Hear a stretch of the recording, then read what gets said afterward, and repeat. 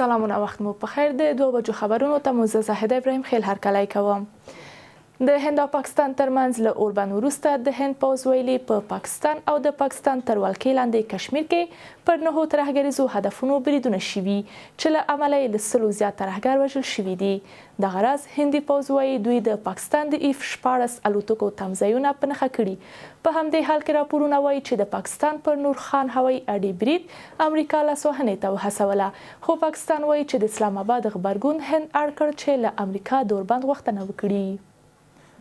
د اسلامي امارت رهبر د استخباراتو له چارواکو غوښتي چې له شکمنو نیونو، ظلم او بندیانو سره د ناوړه چلند څخه ډډه وکړي او له خلکو سره ښه چلند وکړي. شیخ هیبت الله اخوندزاده استخبارات د نظام د ملا تیر ګڼلی او د دې ادارې رول یې د نورو ادارو سره په همغږۍ کې د اصلاحاتو، د شریعت د پلي کولو او د خلکو د ذهنیت د جوړولو لپاره مهم ګڼلی دي.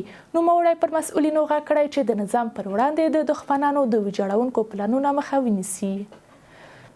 په قطر کې د افغانستان د سرپرست حکومت سفیر د افغانستان لپاره د فرانسې له چارلز دفیر سره په لیدنه کې ترې غوښتي چې په کابل کې خپل سیاسي استازولي بیرته پرانیزي. په قطر کې د افغانستان سفارت ویلي چې په دې کتنه کې د افغانستان او فرانسې ترمنځ د 2 اړخیزو اړیکو د روان سیاسي وضعیت او بشري مرستو په اړه خبرې شوې دي.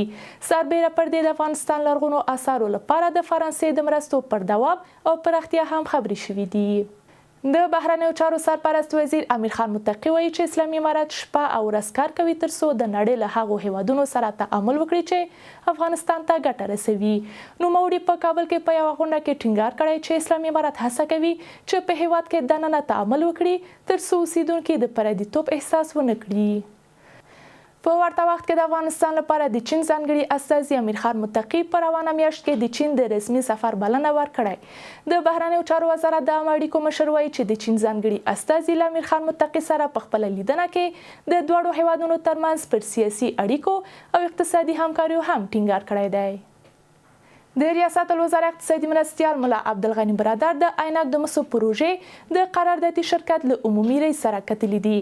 د اسلامي امارت مرستیال ویان حمدالله فطرت وایي چې دواړو خواو د دې غونډې په ترڅ کې د دې پروژې د پیل او د هغې د راتلونکو پلانونو په اړه خبرې کړي دي.